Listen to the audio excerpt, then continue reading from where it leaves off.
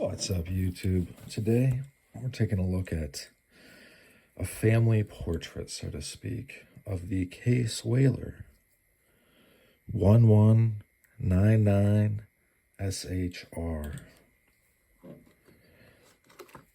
I have to lay my pointer down. I'm going to set up a couple points of reference really quick to help me know where I'm at. All right.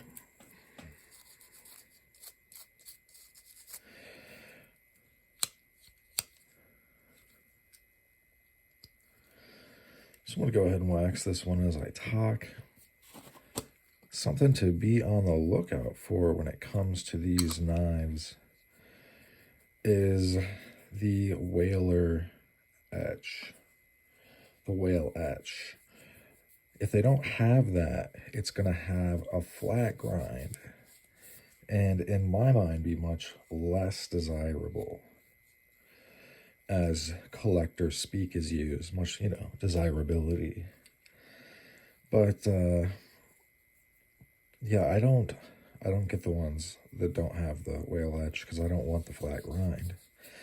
In my opinion, the flat grind is also not as useful, and it just doesn't have that feel to it of, this is a very well-made piece of equipment. How do we, it's just nice. Like, it doesn't have that feeling. And I want to have that feeling. I want there to be the feeling that this is an old tool that somehow made its way to my hands. So you got to watch out for that. As far as pricing, they tend to range from $50 all the way up to $100. The dot pricing system, or the top pricing system, the dot system is boiled down to this: the more dots, the better. Okay. It basically starts out at a date, and then every dot past the date, they take away a dot, because that is just how dumb Case is, I guess. Like, because that is just like the most ridiculous numbering system or date system that you could think of. It just sucks. But yeah, that's what we got. We can't really change it now.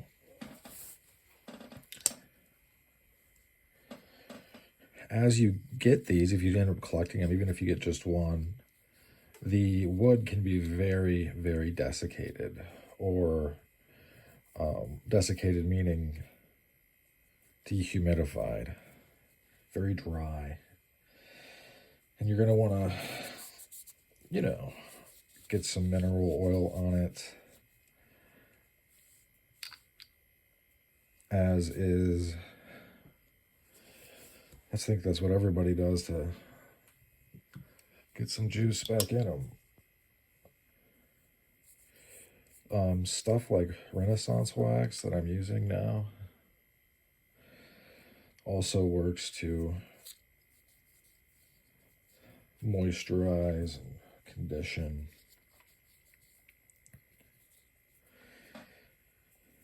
And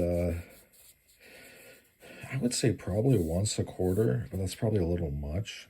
You could probably just do this once a year, where you pull them all and you're trying to get them all nice and waxed up. I don't mind doing it a little bit more than what is maybe normal.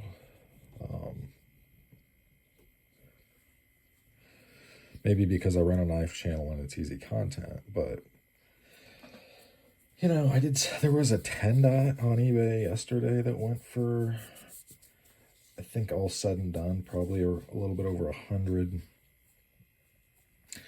I passed on it, but just because, like, I don't know, at some point I for me, it's not, you know, the idea that it's a red dot isn't like, oh, also, they may have horse-drawn carriage on them. There's actually a couple of different etches, so be aware of that as you go about your collecting. But yeah, so I passed on the knife on eBay yesterday just because it was getting a little steep. If there's a chance that I'm going to get in a bidding war, so to speak, with somebody, I will more often than not opt out of that. I don't want to, you know, get in a bidding war with somebody who has been waiting to pounce on a knife like this, but they wanted it to be a 10 dot, and then the 10 dot comes and it's in immaculate condition, and so this person then, you know, bids accordingly. That for them the desirability is high, and I'm not saying that, you know, I just don't. For me, I don't want to go over unless it's like a superb specimen that is just out of this world. I don't really want to go over $100 on one of these.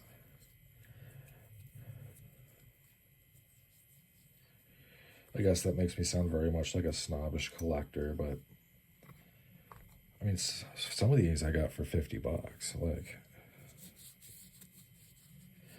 But I do watch eBay like a hawk. You can see the wood grain really does range a little different. Got this type seems to be pretty standard.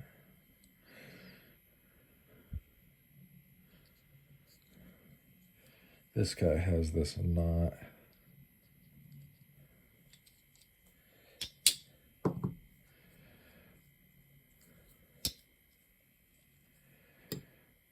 You know, it's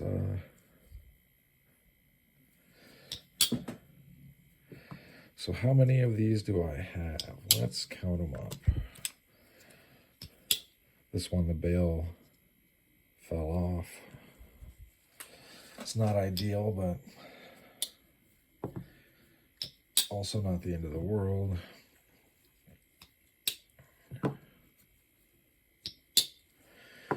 Yeah, 1, 2, 3, 4, 5, 6, 7, 8, 9, 10. So we have 10. So if I sell each of these for $100, that's $1,000 some dollars. You know, honestly, I'll probably just keep collecting these guys. I think that there are a lot of value for what you're getting. And I don't really worry about the dots because throughout this, consistently, it's been good. So I don't really feel the need to stress about the dots, but do what you do, you know. I'll do some comparison videos soon with this pattern and bigger versions and smaller versions. But yeah, this pattern is I think it's a good place to start, right? Even if you only get one,